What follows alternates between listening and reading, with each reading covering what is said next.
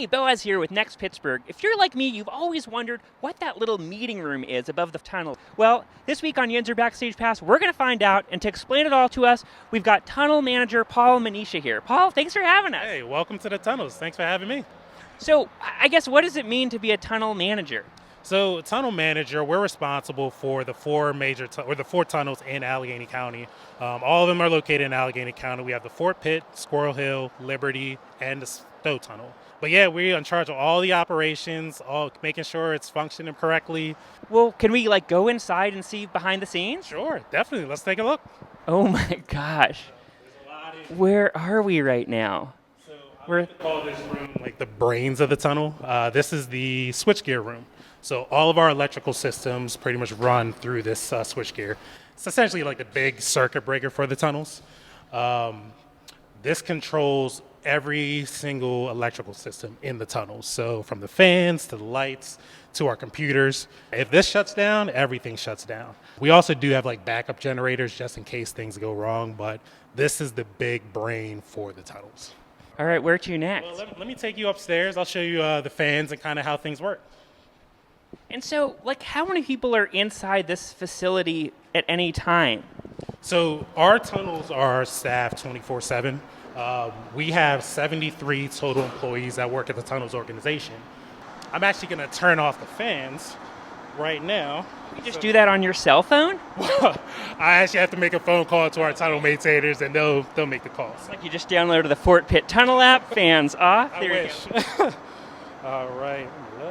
And so what do these fans do? Where are they moving air? So we have a couple different fans. These are emergency fans. So if these aren't working for some reason, these are the auxiliary emergency fans that can get the air out of the tunnels. So the fans are pretty much controlling the airflow in the tunnels, getting carbon monoxide out. They don't operate at full capacity. We've never had a reason to. But just to give you an idea, if we fill the entire tunnels up with smoke, we could get the air out, the carbon monoxide and the smoke out in 60 seconds. Oh my gosh, these are powerful fans. That's crazy. I'll actually show you to our conference room. We actually have a conference room in here, which is pretty neat.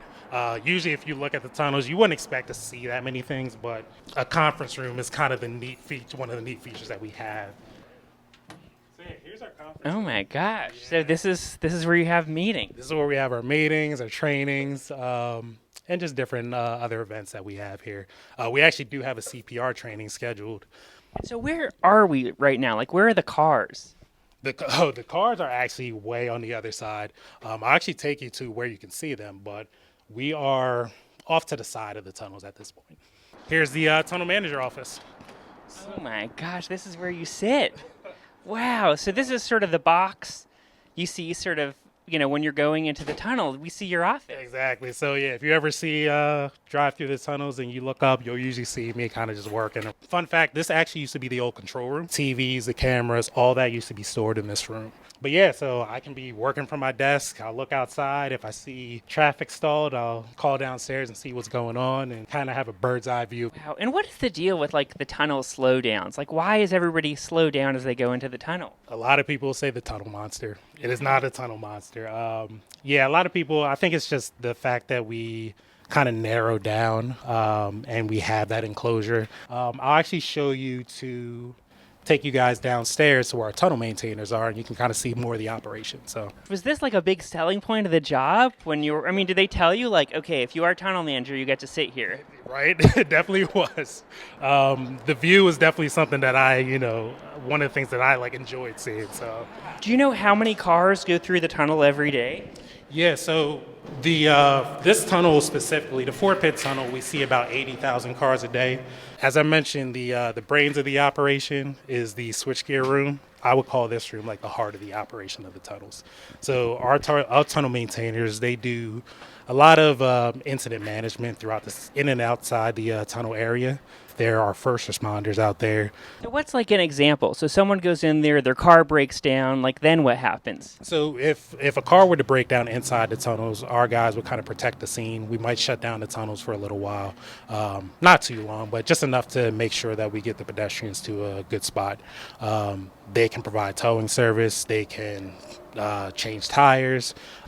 We've had some crazy accidents where we've actually had to form like a human chain to get like motorists that like fall in like a ditch and get them out. We actually had recently a couple of our tunnel maintainers save somebody from a burning car, preventing suicide attempts. It's insane just the number of things that they do on a day-to-day basis that people don't even know. Now we're in the middle, I guess. We're in between. So we're right here in the plaza. We call this the Fort Pitt Tunnel Plaza. So this is where our equipment is. You can see we have our crash truck and our wrecker back there. So we're constantly patrolling the situation, seeing what's going on out there, looking at the cameras on the TVs to just kind of see what's going on. Back in 2015, there was a project out here where we removed the old ceiling of the tunnels. And you can actually see kind of the old tunnels stand on the ceiling, kind of see what it's like. So that's where I'm going to take you guys right now, and you get to see kind of that. Oh my gosh, we're like inside the tunnel. Let's see if I can do it this way.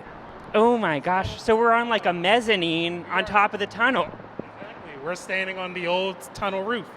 So yeah, we had a project back in 2016 or 2015 where we removed the ceiling and just increased the clearance of it so we could allow more vehicles to kind of free flow through here.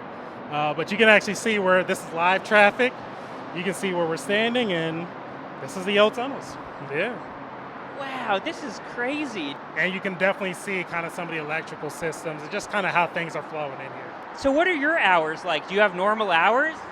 Yeah, so my hours are pretty standard, 7 to 3. So I come in, usually my day usually consists of me coming in, checking in with my assistants, seeing kind of how things are running, maybe even checking with my garage staff to seeing if our equipment's up to date, and then just making sure things are running smoothly.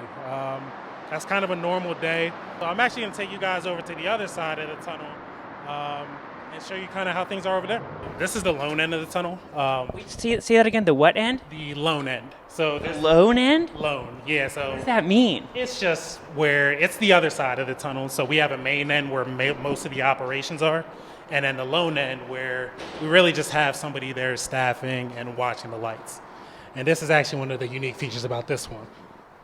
Oh my gosh, where are we right now? Wow. This is so beautiful up here. To be honest, I think this is kind of giving Mount Washington a run for its money. But this is the roof of the tunnel, so we're actually standing on top of it, looking at traffic. So I always like to kind of end the tour here, just because it kind of gives you a great view of the city, and you kind of see what's going on, and kind of see the city of Pittsburgh. Now this, you got to bring out some lawn chairs sometimes, and like when you're on your lunch break or something, drink a nice tea out here. Well, actually, so 4th of July, this area, you get to see all the fireworks. The point is right over there, so you get to see the fireworks and all that, so it's a pretty nice view. Yeah, so if it's your shift on 4th of July, you know, you have a free minute, run up here. Exactly, right? Come out and check out the fireworks. Yeah, definitely. Someone was saying earlier that there were a bunch of kittens in the tunnel recently. Yeah, you never know what you're going to find at the tunnels. Yeah, there'll be kittens inside the tunnels, and, you know, we got to help get them out and all that. They're deer, they're different animals. You never know what you're going to see at the tunnels on a day-to-day basis. So that's one of the great things about working here. Yeah, well, Paul, thanks so much for the tour. This was awesome. No, thank you. Definitely thanks for coming out, and I appreciate your time.